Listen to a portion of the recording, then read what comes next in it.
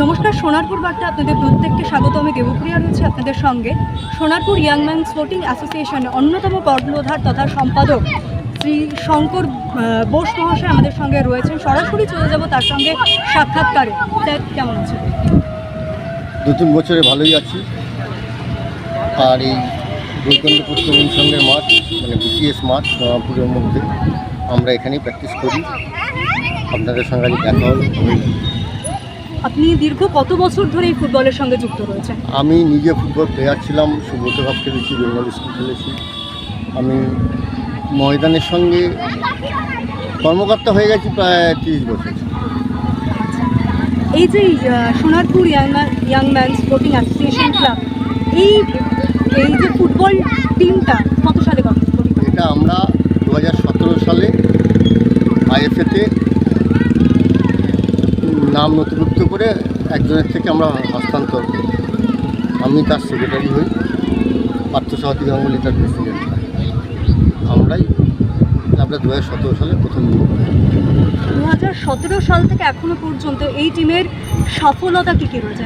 আমার টিম গত বছর 2023-24-এ 3rd ডিভিশন চ্যাম্পিয়ন হয়ে 2nd ডিভিশনে উঠেছে।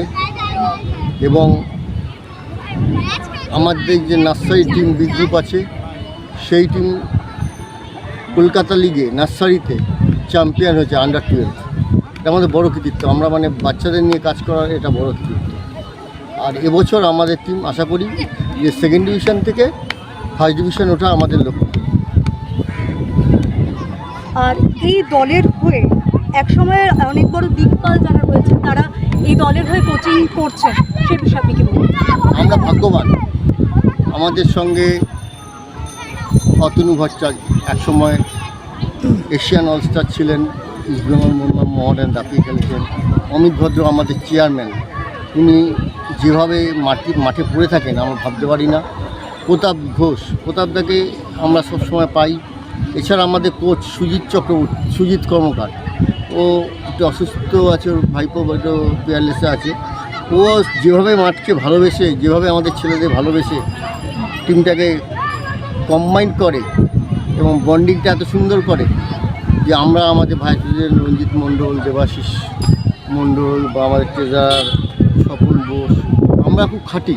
কিন্তু সুজিতকে বাদ দিয়ে আমরা কিছু করি না। অমিত দাও করে না, অতনু দাও করে না, প্রতাপ দাও করে না। সুজিত যেটা করবে সেটাই আমাদের কাছে শেষ করে। এই দলকে নিয়ে পরবর্তী স্তরে আপনাদের কি ভাবনা রয়েছে? আমরা এবছর চ্যাম্পিয়ন হলে RFDL খেলবো, অর্থাৎ রিলায়েন্স ডেভেলপমেন্ট খেলতে হবে ইস্ট বেঙ্গল মোহামেডান সঙ্গে। তাই আমাদের প্রথম লক্ষ্য হচ্ছে যেভাবে হোক চ্যাম্পিয়ন আমাদের করতে হবে। আমার প্লেয়ারদের মোটিভেট করছি সেভাবেই যেন টিম চ্যাম্পিয়ন হয়। এই সোনারপুরের এই ক্লাবে সাধারণ দক্ষিণ 24 পরগনার কতজন খেলোয়াড়রা রয়েছে? এই মানে আমাদের ধরুন 30 জন প্লেয়ার রেজিস্ট্রেশন হয়েছে, প্রায় 22 জন আমাদের এখানকার ছেলে। আমরা গত বছর কলকাতা লিগে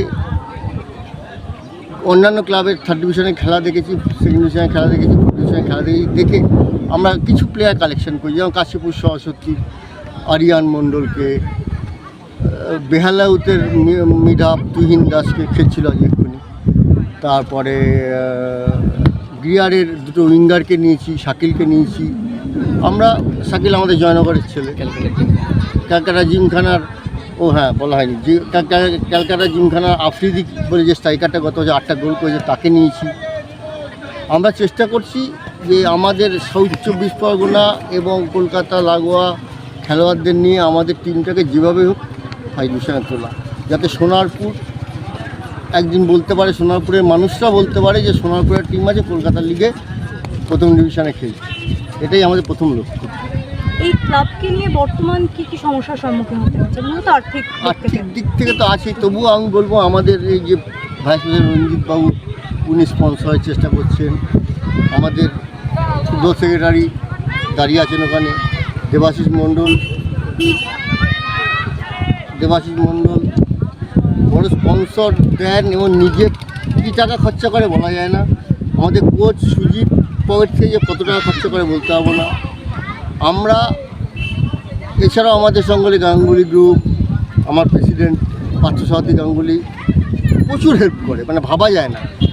যার জন্য আমরা টিম করতে সাহস পাই এবং বড় টিম করতে ভাবতে পারি। বিটিএস মাঠে কিছুক্ষণ আগে আপনাদের প্র্যাকটিস চলছিল, সেখানে এই বিটিএস মাঠটা কি আপনাদের নিজস্বই মাঠ? না, আমরা বিটিএস মাঠ আমরা 2017 সাল থেকে ইউজ করি, ওরা আমাদের দেয়। আমরা একটা চিঠি দেওয়ার পরে ওরা আমাদের খুব সহযোগিতা করে, মানে ভাবা যায় না। ওদের সেক্রেটারি থেকে শুরু করে, ফুটবল সেক্রেটারি থেকে শুরু করে রিলেশনটা আমাদের খুব ভালো।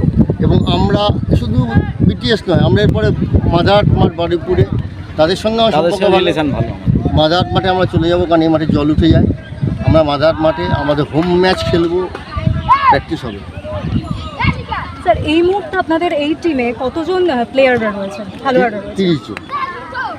আর ফুটবল প্রেমীদের উদ্দেশ্যে আপনাদের কি বার্তা রয়েছে? আমি সোনারপুরের মানুষ, দক্ষিণ 24 পরগনার মানুষকে বলবো যে আমাদের প্লেয়ারদের পুরোপুরি সাপোর্ট করতে এবং আশীর্বাদ করতে, যেন আমরা প্রথম ডিভিশনে আমাদের লক্ষ্যে পৌঁছতে পারি।